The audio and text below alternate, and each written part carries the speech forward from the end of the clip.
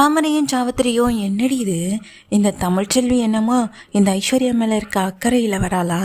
இல்லை ஐஸ்வர்யா செத்துட்டா நல்லது, எப்படியாவது சேர்ந்து வாழலான்னு வந்திருக்காளான்னு எதுவுமே தெரியல நினச்சிட்டு இருந்தேன்.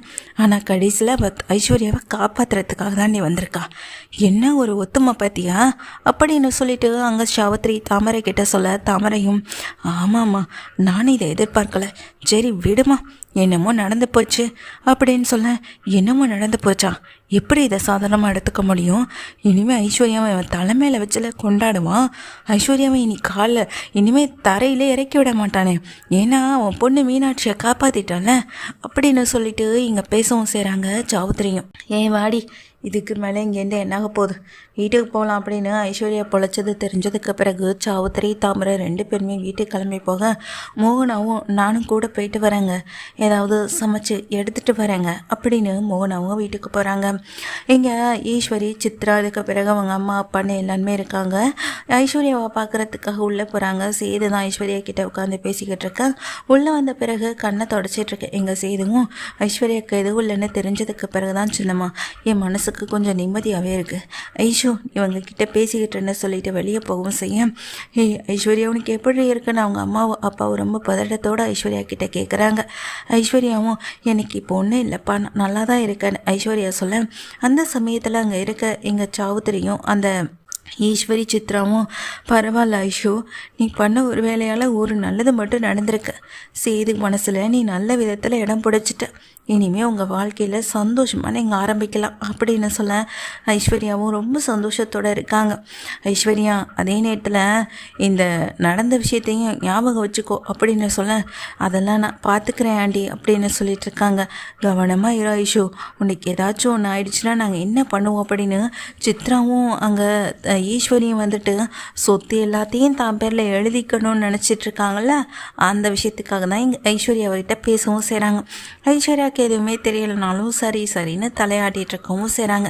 வெளியே வந்ததுக்கு பிறகு அவங்க அம்மாவும் அப்பாவும் பேசிக்கிட்டு இருக்கட்டும்னு சொல்லி ஈஸ்வரியும் அங்கே சித்ராவும் ரூமுக்கு வெளியே வராங்க. நல்ல வேலைம்மா, ஐஸ்வர்யாவுக்கு எதுவும் ஆகலை, ஐஸ்வர்யாவுக்கு மட்டும் ஏதாவது ஆயிருந்துச்சுன்னா கொஞ்சம் யோசிச்சு பாருமா. அதுக்கப்புறம் இங்கே வீட்டில் இருக்க இங்கே சாவித்திரியாத்த தாமரையை கட்டி வைக்கணும்னு நினைப்பாங்க. தாமரையை கட்டி வச்சு மொத்த சொத்தத்தையும் அவங்க தான் அனுபவிக்கணும்னு நினைப்பாங்க. ஆனால் அப்படியெல்லாம் எதுவும் நடக்காமல் போன வரைக்கும் சந்தோஷந்தாம்மா. நல்ல வேலை இந்த தமிழ்ச்செல்வி சரியான நேரத்தில் வந்து ஹாஸ்பிட்டலில் மாற்றணும்னு சொல்லி இங்கே கொண்டு வந்து சேர்த்தா, இல்லைன்னா என்ன ஆகியிருக்கும் அப்படின்னு சொல்லி இங்கே பேசிக்கிட்டு இருக்காங்க சித்ரா ஈஸ்வரி கிட்ட. நானும் அதே தாண்டி நினச்சேன், நடக்கிறதெல்லாம் நல்லதுக்குன்னு நினைக்க வேண்டியதான். அதே நேரத்தில் இந்த தமிழ்ச்செல்வியையும் இங்கே ஐஸ்வர்யா பக்கமும் சேது பக்கமும் இங்கே என்றைக்குமே வரவிடக்கூடாது அப்படின்னு யோசனை பண்ணிகிட்டு இருக்காங்க. வீட்டில் இங்கேருந்து கிளம்பி போனதுக்கு பிறகு அங்கே போனதுக்கு பிறகு சமையல்லாம் பண்ணிக்கிட்டு இருக்காங்க மலரும் இங்கே மோகனாவும். அப்போ தான் சாவித்திரியும் தாமரையும் நாங்கள் கொஞ்சம் போய் ரெஸ்ட் எடுத்துகிட்டு வரோம் அப்படின்னு சொல்லிட்டு உள்ளே போக, சரி சாவித்திரி அப்படின்னு சொல்லிட்டு எங்கள் வீட்டில் வேலைகள் எல்லாத்தையும் பார்த்துக்கிட்டு இருக்காங்க. அப்போ தான் வந்துட்டு மலர் சொல்கிறாங்க, அம்மா நான் பார்த்துக்கிறேம்மா, நீங்கள் போய் ரெஸ்ட் எடுங்கன்னு சொல்லும்போது, அட பரவாயில்ல மலர், நீ மட்டும் ஒத்தையில் நின்று தனியாக எல்லாத்தையும் எப்படி பார்த்துப்பேன், இப்போ ஹாஸ்பிட்டலுக்கு வேற கிளம்பணும்ல, நானும் கூட இருந்து சமைச்சு கொடுத்துட்டு கிளம்புறேன் அப்படின்னு சொல்லிட்டு தான் வேலைகள் எல்லாத்தையுமே பார்த்துட்ருக்கவும் செய்கிறாங்க. அதுக்கப்புறம் தான் ராஜாவும் சேதுவும் வீட்டுக்கு வரேன். என்னங்க நீங்களும் வீட்டுக்கு வந்துட்டீங்க? சேது ஐஸ்வர்யா கூட இருக்கிறது யாருன்னு சொல்லி கேட்க, அவங்க அம்மாவும் அப்பாவும் இருக்காங்க சின்னம்மா, நான் வீட்டுக்கு வந்து கொஞ்சம் ஃப்ரெஷ் ஆகிட்டு போகலான்னு இருக்குன்னு சொல்ல, அதுவும் சரிதான், இன்னைக்கு எவ்வளோ நேரத்துக்கு ஹாஸ்பிட்டலே இருக்க முடியும்னு சொல்லி பேசிக்கிட்டு இருக்காங்க. வீட்டுக்கு போன பிறகு தமிழ்ச்செல்விக்கு வந்துட்டு இங்கே கால் பண்ணுறாங்க. எங்கள் மோகனாவும் தமிழ் அப்படின்னு சொல்லும்போது, சொல்லுங்க அப்படின்னு கேட்கவும் செய்கிறாங்க. நல்ல வேலை தமிழ்ச்செல்வி, உன்னால் இன்னைக்கு ஐஸ்வர்யா உயிர் பழச்சிருக்கா, நீ மட்டும் சரியான நேரத்தில் வரலனா நாங்கள் அதே ஹாஸ்பிட்டலில் வச்சு ட்ரீட்மெண்ட் படுத்தியிருப்போம். ஆனால் இதை விட ஒரு பெஸ்ட்டான ஹாஸ்பிட்டல்னு சொல்கிறத விட பெஸ்ட்டான ஒரு ட்ரீட்மெண்ட்டு அதை கொடுத்ததுனால தான் ஐஸ்வர்யாவை இன்றைக்கி காப்பாற்ற முடிஞ்சுது. ஏதோ ஒரு வகையில் நீ உதவி பண்ணியிருக்கல, ரொம்ப நன்றி தமிழ் அப்படின்னு சொல்கிறாங்க. அதுக்கு தமிழ்ச்செல்வியும் பரவாயில்லன்னு சொல்லிட்டு இருக்காங்க. ஐஸ்வர்யா எப்படி இருக்காங்கன்னு கேட்கவும் செய்கிறாங்க.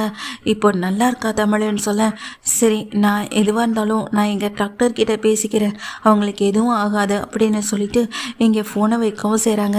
ஏண்டி உனக்கு கொஞ்சம் கூட மனசில் கவலை இல்லையாடி அப்படின்னு அப்பத்தா கேட்க, நான் எதுக்கு கவலைப்படணும் அம்மாச்சி அப்படின்னு இங்கே தமிழ் அம்மாச்சியை பார்த்து கேட்குறாங்க.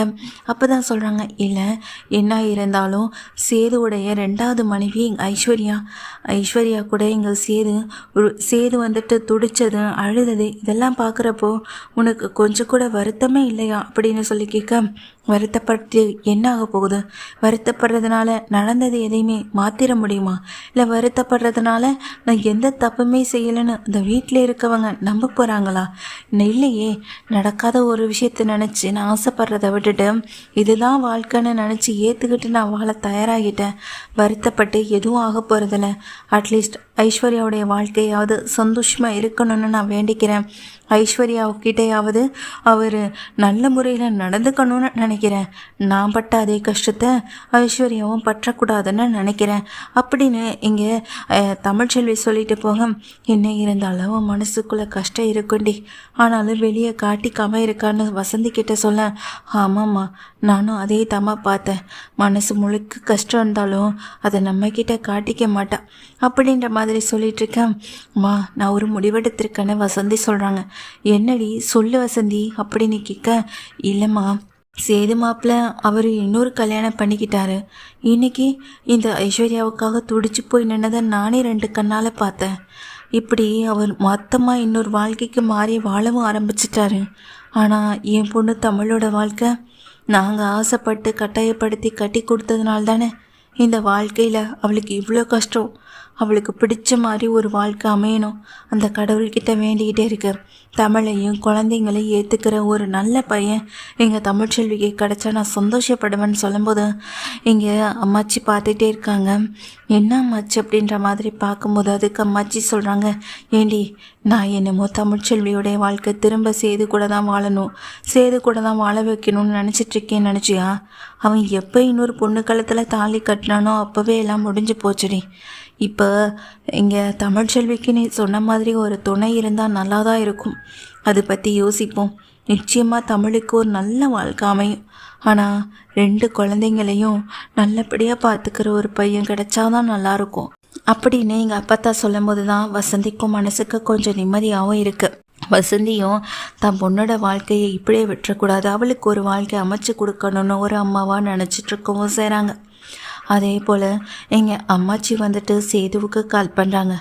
சொல்லு அப்போ அப்படின்னு ஃபோன் எடுத்ததுமே கேட்க, எங்கடா இருக்க, ஐஸ்வர்யா இப்போ எப்படி இருக்கான்னு சொல்லி கேட்குறாங்க. நான் இப்போ தான் குளிச்சுட்டு ஃப்ரெஷ் ஆகிட்டு அவன் ஹாஸ்பிட்டலுக்கு போயிட்டு வந்துட்டு இப்போ திரும்பவும் மறுபடி கிளம்ப ரெடி ஆகிட்டுருக்கேன்னு சொல்ல, சரி ஐஸ்வர்யாவை நல்லபடியாக கவனிச்சுக்கோ அப்படின்னு சொல்ல, எனக்கு ஒரு உதவி நீ பண்ண முடியுமான்னு சொல்லி கேட்குறாங்க. என்ன எப்பத்தா அப்படின்னு சொல்லி கேட்க, இல்லைடா எனக்கு நான் ஒரு விஷயம் சொல்லுவேன் அப்படின்னு சொல்லும்போது, சொல்ல அப்பத்தா அப்படின்னு கேட்குறாங்க. ஒரு கல்யாணம் பண்ணி வைக்கிறதுக்கு ஒரு பையன் வேணும் அப்படின்னு சொல்லும்போது, யாருக்கு கல்யாணம், எதுக்கு, யாருக்கு மாப்பிள்ளை பார்க்கணும் அப்படின்னு சொல்லி கேட்குறாங்க. தனத்துக்கா, நானும் ரொம்ப சின்ன பிள்ளை தானே அப்பத்தா அப்படின்னு சொல்லிட்டு இங்கே சொல்லவும் செய்கிறாங்க சேது. அதுக்கு அப்பத்தா சொல்கிறாங்க, தனத்துக்குன்னு நான் எங்கே தடா சொன்னேன், தமிழுக்கு அப்படின்னு சொல்லும்போது தமிழ்ச்செல்விக்கான வாயை பழக்கிறாங்க சேதும். ஆமாம் நீ தான் உன் பிள்ளைங்களை பற்றி கூட கொஞ்சம் கூட யோசிக்காமல் இன்னொரு கல்யாணத்தை பண்ணிட்டு போயிட்டேன், அதுக்காக தமிழ்ச்செல்வி பிள்ளைங்களை மட்டுமே கஷ்டப்பட்டு வளர்த்துக்கிட்டு பிள்ளைங்களுக்காகவே வாழணும்னு நினைக்கிறியா? ஏன் அவளுக்குன்னு ஒரு வாழ்க்கை அமையக்கூடாதா? நீ இன்னொருத்திய கல்யாணம் பண்ண மாதிரி தமிழ்ச்செல்விக்கு இன்னொரு கல்யாணம் ஆகுறதுல ஒன்றும் தப்பு இல்லைன்னு சொல்ல, இல்லை அப்போ குழந்தைங்கன்னு சொல்லும்போது, ஏண்டா அதே பிள்ளைங்க உனக்கும் பிள்ளைங்க தானே அப்படின்னு சொல்கிறாங்க. எந்த குழந்தைங்களும் அம்மா தனியாக இருக்கிறத பார்த்து விரும்ப மாட்டாங்க. ஒரு அப்பனா நீ செய்யாத சில விஷயங்கள் எல்லாத்தையும் தமிழ் தன் பிள்ளைங்களுக்கு நிறையவே செஞ்சுக்கிட்டு இருக்கான். ஒரு பிள்ளையை தூக்க கூட யோசிச்சு நீ எல்லாம் இதை பற்றி பேசக்கூடாது. இப்போ எதுக்கு இதெல்லாம் நீ என்கிட்ட சொல்லி கோவப்படுத்திக்கிட்டு இருக்க? உனக்கு மாப்பிள்ளை பார்க்கணும், அந்த தமிழுக்கு கல்யாணம் பண்ணி வைக்கனா நீ நீயே பாரு, என்ன இதுக்கு பார்க்க சொல்கிற அப்படின்னு சொல்ல, ஏண்டா நான் என்னமோ உங்ககிட்ட வேணும் தேடி வந்து மாப்பிள்ளையை தேடி கண்டுபிடிச்சி கூட்டிகிட்டு வரணும் சொல்கிறேன்னா நான் என்னாக்கும், எனக்கு தெரிஞ்ச இடத்துல ஒரு பையன் இருக்கான், அதை விசாரிச்சு பாரு அப்படின்னு சொல்லும்போது என்னாலெல்லாம் முடியாது அப்படின்னு சொல்கிறாங்க. டேய் விசாரிச்சுட்டு எனக்கு ஃபோன் பண்ணு, நல்ல நாள் பார்த்து எங்கள் தமிழ்ச்செல்வியை பொண்ணு கேட்டு வர்றதுக்கு நான் ஏற்பாடு பண்ண வைக்கிறேன். அதுக்கப்புறமா அவள் நல்லபடியாக வாழ்க்கையை வாழ்ந்தா போதும். உன்ன மாதிரியான ஒரு குடும்பத்தில் அவள் திரும்பவும் வாக்கப்பட்டு கஷ்டப்படக்கூடாது அப்படின்னு சொல்லிட்டு ஃபோனை கட் பண்ணிடுறாங்க. சரி, இதை கேட்ட பிறகு ரொம்ப டென்ஷன் ஆகுறாங்க. அது மட்டும் இல்லாமல் தமிழ்ச்செல்விக்கு இன்னொரு கல்யாணமா அப்படின்ற மாதிரி அது ஏற்றுக்க முடியாமல் தவிச்சு நிற்க கீழே ஓடி வராங்க. சின்னம்மா சின்னம்மா அப்படின்ட்டு ஓடி வராங்க. சாவுத்திரியும் தாமரையும் இருக்காங்க, ராஜாங்கமும் வராங்க. என்னாச்சுப்பா ஐஸ்வர்யாவுக்கு என்னாச்சு, எதுவும் ஒன்றும் பிரச்சனை இல்லையேன்னு சொல்லும்போது அதெல்லாம் எதுவும் பிரச்சனை இல்லைப்பா, அப்பாத்த தான் ஃபோன் பண்ணிச்சுன்னு சொல்ல, அம்மாவுக்கு ஏதாச்சும் பிரச்சனையா, அத்தாவுக்கு ஏதாவது பிரச்சனையா, வா உடனே போகலாம் அப்படின்னு ராஜாங்க சொல்ல, ஐயோ அதெல்லாம் ஒன்றும் இல்லைப்பான்னு சொல்கிறாங்க. வேறு என்ன அப்படின்னு சொல்லி கேட்குறாங்க.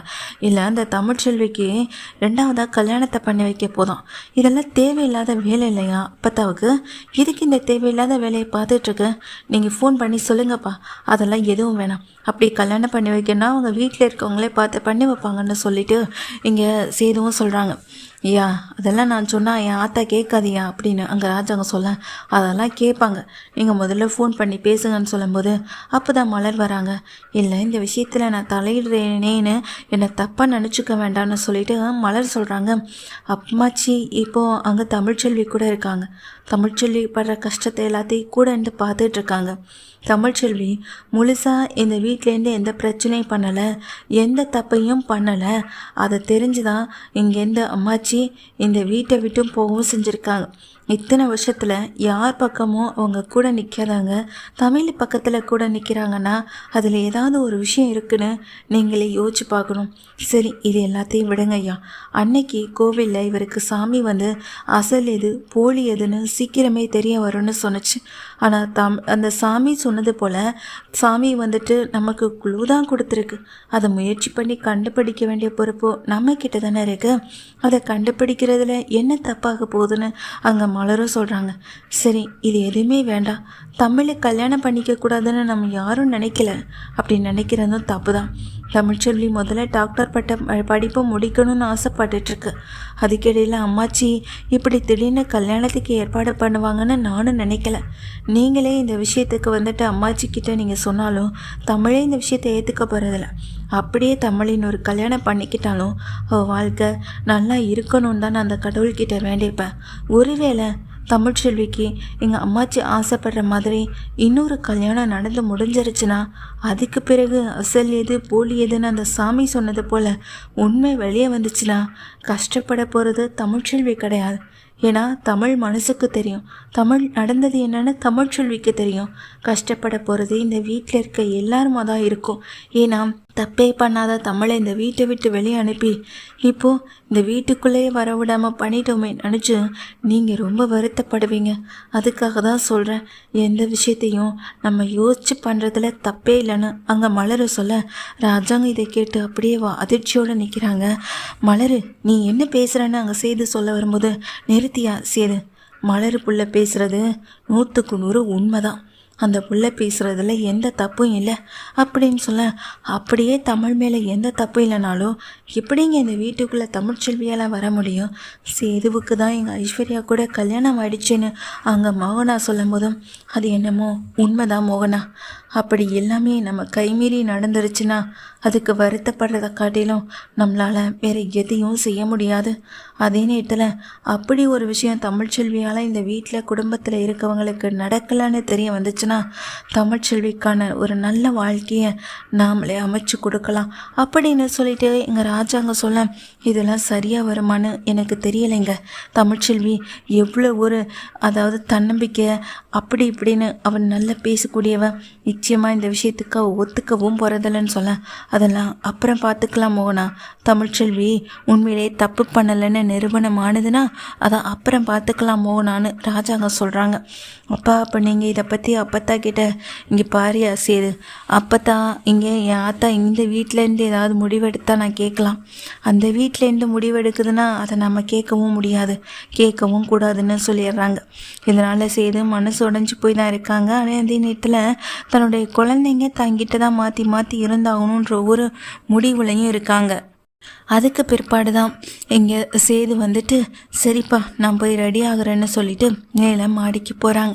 அந்த நேரத்தில் ஹாஸ்பிட்டலில் இருக்க ஈஸ்வரியும் சித்ராவும் இங்கே ஐஸ்வர்யா கிட்டே பேசிக்கிட்டு இருக்காங்க. ஐஸ்வர்யாவும் அப்போ தான் இங்கே ஈஸ்வரிக்கிட்டேயும் சித்ராக்கிட்டேயும் சொல்கிறாங்க, என் உயிரை காப்பாற்றினது தமிழ்ச்செல்வியாக இருந்தாலும் ஆனால் சேது மாமா என்னை ஏற்றுக்கிட்டாருன்னு நீங்கள் சொன்னதை கேட்கும்போது ரொம்ப சந்தோஷமாக இருக்குது அப்படின்னு சொல்ல அவன் உண்மையை தான் சொல்கிறான். ஐஷு சேதுக்கிட்ட நாங்கள் நிறைய பேசணும், சேதுவும் கூட சேர்ந்து வாழ்றேன்னு சொல்லியிருக்கான், நிச்சயமாக அவன் அது போல் நடந்துப்பான், அதுக்கு மட்டும் நீ காத்திருந்தா போதும் அப்படின்னு சொல்ல இதை கேட்ட ஐஸ்வர்யாவும் நீங்கள் சொல்கிறது நடந்தால் எனக்கு அதுவே சந்தோஷந்தான் ஆண்டி அப்படின்னு சொல்லிட்டு இருக்காங்க. டக்குன்னு எங்கள் ஐஸ்வர்யாவுக்கு ஒரு நினைப்பு வந்து ஆண்டி அப்படின்னு பதட்டத்தோட கூப்பிட்றாங்க. என்னாச்சு ஐஷோ அப்படின்னு சொல்லிட்டு கேட்க, ஆண்டி நான் இங்கே மீனாட்சியை கீழே கூட்டிகிட்டு வந்து அவங்க எல்லோரும் வச்சுக்கிறதுக்கு முன்னாடி சேது மாமாவுக்கு என் மேலே கோபமும் வெறுப்பும் இருந்ததுனால அவரை விட்டு போகலான்னு முடிவு பண்ணி நான் ஒரு லெட்டர் எழுதி வச்சேன் ஆண்டி, அதில் சில உண்மைகளையும் நான் எழுதிட்டேன் அப்படின்னு சொல்கிறாங்க. என்ன ஐஸ்வர்யா சொல்கிறேன்னு கேட்க, ஆமாம் ஆண்டி சேது மாமா அந்த லெட்டரை எடுத்து படிக்கிறதுக்குள்ளே சீக்கிரமாக நீங்கள் வீட்டுக்கு போய் அதை எடுத்துருங்க அப்படின்னு சொல்கிறாங்க. கேட்டதுக்கு பிறகு கையும் ஓடாமல் காலும் ஓடாமல் பதட்டத்தோடு ஓடி வராங்க ஈஸ்வரியும் சித்ராவும். விறுவிறுக்க 2 பேரும் வீட்டுக்கு வர அதே சமயத்தில் இங்கே நல்ல ட்ரெஸ் எல்லாம் எடுத்து போட்டுக்கிட்டு ஐஸ்வர்யாவை பார்க்க போகணும்னு இங்கே கண்ணாடி முன்னாடி இங்கே மேக்கப்லாம் போட்டுக்கிட்டு ரெடி ஆகிட்டுருக்காங்க சேது. அப்படி ரெடி ஆகிட்ருக்கும் போது தான் அந்த டேபிள் மேலே அந்த லெட்டர் இருக்கத இங்கே காற்றுல அந்த பறந்துக்கிட்டே இருக்கத அந்த லெட்டரை வந்துட்டு பார்க்கவும் செய்கிறாங்க. என்ன இது, என்ன லெட்டர் இது அப்படின்னு சொல்லிட்டு அதை எடுத்து படிக்கவும் செய்கிறாங்க. அந்த சமயத்தில் விறுவிறுக்க கீழே ஓடி வந்த சித்ராவும் ஈஸ்வரியனுக்கு, என்ன மதனி என்ன ஏன் இப்படி ஓடி வரி அப்படின்னு சொல்லும்போது, அதெல்லாம் ஒன்றும் இல்லை அத்தாச்சி, ஆமாம் சேது எங்கன்னு சொல்லும்போது அவன் ரூமில் இருக்கான் அப்படின்னு சொல்கிறாங்க. ரூமில் அப்படின்னு பதட்டத்தோட கேட்க, இப்போ எதுக்கு இவ்வளோ பதட்டப்படுறியா, ஐஸ்வர்யாவுக்கு ஏதாச்சும் அப்படின்னு சொல்லும்போது, ஐஸ்வர்யாவுக்குலாம் ஒன்றும் இல்லை, அவள் நல்லா தான் இருக்கா நாங்கள் சித்ரா சொல்கிறாங்க. அம்மா வாமா சீக்கிரம்னு சொல்லும்போது, ஐயோ நாங்கள் தான் கேள்வி கேட்டுட்ருக்கோம்ல, நீங்கள் பாட்டுக்கு இப்படி விறுவிறுக்க வந்து நிற்கிறீன்னு சொல்லும்போதே மோகனாவும் ராஜாங்கமும் வராங்க.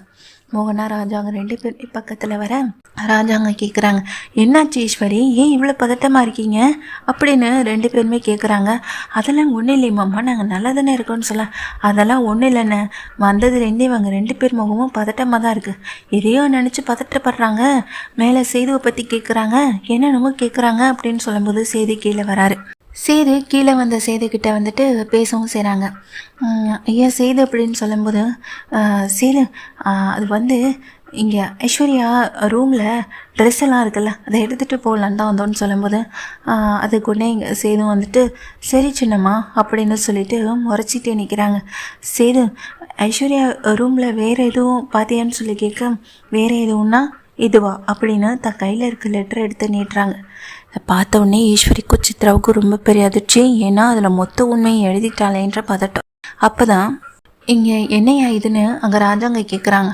அப்பா அன்னைக்கு என் உடம்புல சாமி வந்து அசல் எது போலி எதுன்னு சீக்கிரமாகவே தெரிய வரும்னு சொன்னிச்சில்ல, இன்னைக்கு இந்த லெட்ரு மூலமாக எல்லாமே தெரிஞ்சிடுச்சுப்பா, அசல் எது போலி எதுன்ற உண்மை அப்படின்னு அங்கே சேது சொல்கிறாங்க. என்னையா சேது என்ன சொல்கிற நீ அப்படின்னு அதிர்ச்சியோடு கேட்குறாங்க ராஜாங்கமும் மோகனாவும். இந்தாங்கப்பா நீங்களே படித்து பாருங்கன்னு சொல்லும் போது தான் ஐஸ்வர்யா அதில் தமிழ்ச்செல்வியை பற்றியும் நான் உங்களை இவ்வளோ லவ் பண்ணன்றதை தெரிஞ்சுக்கிறத பற்றியும் உங்களை கல்யாணம் பண்ண நான் என்ன பண்ணன்றதை பற்றியும் மொத்தத்தையும் எழுதி வச்சுருக்காங்க. நான் உங்களை விட்டு போகலான்னு முடிவெடுத்த பிறகு இதை தெரிஞ்சுக்கிறதுல ஒன்றும் தப்பில்லை மாமான்னு சொல்லித்தான் அந்த லெட்டர் எழுதி வச்சுருக்காங்க. இதை படித்து பார்த்தேங்க சேதுவுக்கும் ராஜாங்கத்துக்கும் கோபம் தான் வருது. அப்போது இந்த லெட்ரு விஷயம் தெரிஞ்சுதான் நீங்கள் ஓடி வந்திருக்கீங்க லட்சணமா, இதுக்கு மேலே நான் ஐஸ்வர்யா கூட சேர்ந்து வாழ்வேன் நீங்கள் நினைக்க வேணாம். ஐஸ்வர்யா என் வாழ்க்கையை விட்டு இன்னையோட போக போகிறா, இதுக்கு மேலே அவள் கூட வாழ்ந்து நான் எதையும் பண்ண போகிறதில்ல. ஆனால் தான் தப்பு பண்ணலைன்னு அவளும் சொல்லியும் தமிழ்ச்செல்வியை ஏற்றுக்காமல் இந்த வீட்டை விட்டு வெளியே அனுப்புன எனக்கு சரியான தண்டனை தான் கிடச்சிருக்கு. இந்த தண்டனை ஏற்றுக்கிட்டு நான் வாழ தயாராகவும் தான் இருக்கேன். ஆனால் தமிழ்ச்செல்வி முன்னாடி கொஞ்சம் கூட வெக்கமே இல்லாமல் நிற்கிற நீங்களாம் அப்படின்னு சொல்லிட்டு இங்கே சேது பார்க்குறாங்க. தமிழ்ச்செல்வி இப்படி தான் தப்பு பண்ணலைன்னு தெரியும், யார் தப்பு பண்ணாங்கன்னு தெரியுதோ இல்லையோ, ஆனால் தான் எதிரிக்கே உதவி பண்ணுற குணம் தான் தமிழ்ச்செல்விக்கு இருக்குது. சொல்லப்போனால் நீங்கள் எல்லாரும் அவள் காலில் விழுந்து மன்னிப்பு கேட்கணும். இவ்வளோ உயிரை காப்பாற்றின பிறகும் கூட கொஞ்சம் கூட யோசனையே பண்ணாமல் எப்படி இவ்வளோ கேவலமாக நடந்துக்க முடியுது? உங்கள் யாரையும் நான் சும்மா விட மாட்டேன். எங்கள் அப்பாவை ஜெயிலில் கொண்டு உட்கார வச்சதுக்கும் அவர் அடி வாங்கினதுக்கும் தமிழ்ச்செல்வி என் குழந்தைங்க இப்படி 2 பேரும் நாங்கள் பிரிஞ்சு வாழ்கிறதுக்கும் இந்த வீட்டை விட்டு போகிறதுக்கும் மொத்தத்துக்கும் காரணமான உங்களை யாரையும் நான் சும்மா விட மாட்டேன். ஐஸ்வர்யாவுக்கு இவ்வளோ பெரிய ஆபத்து வந்ததை நினச்சி நான் ரொம்ப வருத்தப்பட்டேன். ஆனால் இப்போ தான் தெரியுது அந்த கடவுள் உண்மையை வெளியே கொண்டு வரத்துக்காக போடப்பட்ட சதி தான் இதுன்னு. இந்த விதி போட்ட சதியிலேருந்து யார் ஆளையும் வந்துட்டு வெளியே வரவே முடியாதுன்னு சேது சொல்லவும் செய்கிறாங்க, அழவும் செய்கிறாங்க. இந்த விஷயம் தெரிஞ்ச மலர் உடனே இதை இங்கே தமிழ்ச்செல்விக்கு ஃபோன் பண்ணி சொல்ல, தமிழ் இதை கேட்டு அதிர்ச்சியாகிற அதே வேளையில், அக்கா எல்லா உண்மையும் தெரிஞ்சதான், என்ன இதில் யார் பண்ணியிருக்காங்கன்னு தான் தெரிய வந்திருக்கு, மற்றபடி நான் பண்ணலைன்றது எனக்கு தெரிஞ்ச உண்மை தானக்கான்னு சொல்ல, ஐயோ தமிழ், ஐஸ்வர்யா இவ்வளோ வேலையை பார்த்துருப்பான்னு நாங்களாம் நினைக்கவே இல்லைன்னு சொல்லும்போது, சேது மாமாவும் இங்கே ராஜாங்க மாமாவும் ரொம்ப கவலைப்பட்டுட்டு இருக்காங்கன்னு சொல்ல, அக்கா நான் எவ்வளவோ கவலைப்பட்டு அந்த விஷயத்துல இந்த வெளியே வந்துட்டேன். அவங்க கவலைப்படுறாங்கன்னா அது அவங்களுக்கே அவங்க வச்சுக்கிட்ட வீதின்னு தான் சொல்லுவேன். இதுக்கு மேலே இந்த விஷயத்தை பற்றி நான் பேச விரும்பலக்கா அப்படின்னு தமிழை முடிவெடுத்துறாங்க. தமிழ்னு சொல்லும்போதே தமிழ் போன வைக்க, மோகனா என்னாச்சு, தமிழ் என்ன சொன்னிச்சு அப்படின்னு சொல்லி கேட்க தமிழ் சொன்ன விஷயத்த சொல்கிறாங்க. மோகனாவும் தலையில் கை வச்சு அழுகவும் செய்கிறாங்க. சேது அந்த லெட்டரை படித்ததுனாலையும் இடிஞ்சு போய் உட்காரவும் செய்கிறாங்க. அடுத்த நொடியே அவங்க வாழ்க்கை மொத்தமாக திருப்பி போடவும் செய்து. இதெல்லாம் ஐஸ்வர்யாவில் நடந்த விஷயந்தான். ஐஸ்வர்யா இந்த லெட்டரெல்லாம் எழுதி அவங்க இந்த வீட்டை விட்டு போகலாம், சேதுவை விட்டு மொத்தமாக போகலான்னு முடிவெடுத்த இந்த சமயத்தில் அவங்களுக்கு தேள் கொட்டி அதுக்கு பிறகு இந்த விஷயம் இந்த லெட்டர் மூலமாக தெரிய வரணும்னு இருக்கவும் செஞ்சுருக்கு. அதாவது எப்படியாவது மீனாட்சி கூட இருக்கணும்னு ஒரு பக்கம் ஆசை இருந்திருக்கு. அந்த சமயத்தில் தான் அந்த லெட்டரை இங்கே யார் கண்ணுக்கும் படாமல் வைக்கணும்னு நினச்சிட்டு இருந்த நேரத்தில் அது கடைசியில் இங்கே சேது கண்ணுக்கே தெரிய வரவும் செஞ்சுருக்கு.